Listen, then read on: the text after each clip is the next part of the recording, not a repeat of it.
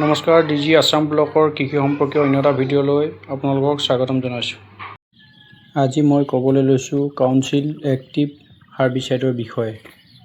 প্ৰথমতে জানি ল'ব লাগিব ইয়াৰ বজাৰ দাম কিমান, 1 বিঘাৰ খেতি মাটিত ইয়াৰ পৰিমাণ কিমান দিব লাগিব, কাউন্সিল এক্টিভ হাৰ্বিচাইডটোৱে কি ঘাঁহ বন মাৰিবলৈ সক্ষম হ'ব আৰু ইয়াৰ ৰিজাল্ট কেনেকুৱা হ'ব, আৰু এই হাৰ্বিচাইডটোৱে ধানৰ কিবা অপকাৰ কৰিব নেকি।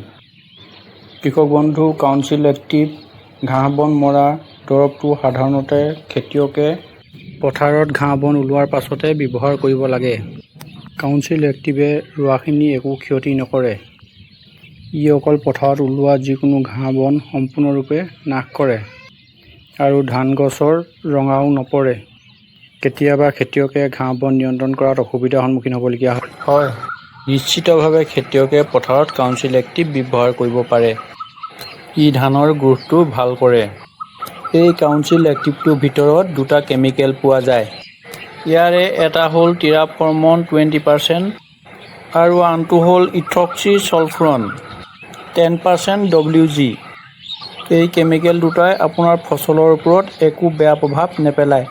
পথাৰত ফচল অনিষ্টকাৰী ঘাঁহ বনহে সম্পূৰ্ণৰূপে শেষ কৰি পেলাব। এই কাউন্সিল এক্টিভটো পথাৰত স্প্ৰে' কৰিব লাগিব। কিছুমান খেতিয়কে ঘাঁহ বন নিৰণিৰ কাৰণে এটা এক্সট্ৰা খৰচ কৰিবলগীয়া হয়, কিন্তু ইয়াক ব্যৱহাৰ কৰিলে তাৰ পৰা সম্পূৰ্ণৰূপে ৰেহাই পাব। এতিয়া ক'বলৈ লৈছোঁ ইয়াৰ পৰিমাণ কিমান দিব। আপোনালোকে 1 বিঘা মাটিত 90 গ্ৰাম দিব পাৰে। ইয়াক কমেও 120 লিটাৰ পানীত মিলাই স্প্ৰে' কৰিব। আৰু এটা কথা মনত ৰাখিব, পথাৰত পানী একেবাৰে নাৰাখিব।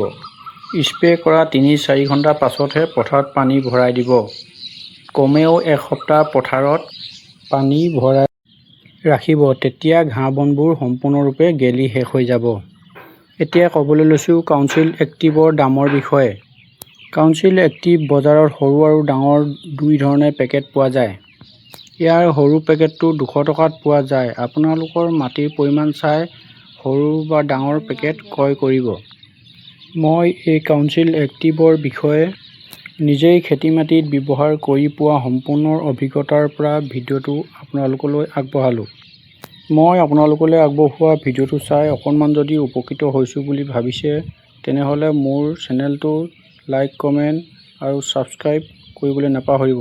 ধন্যবাদ।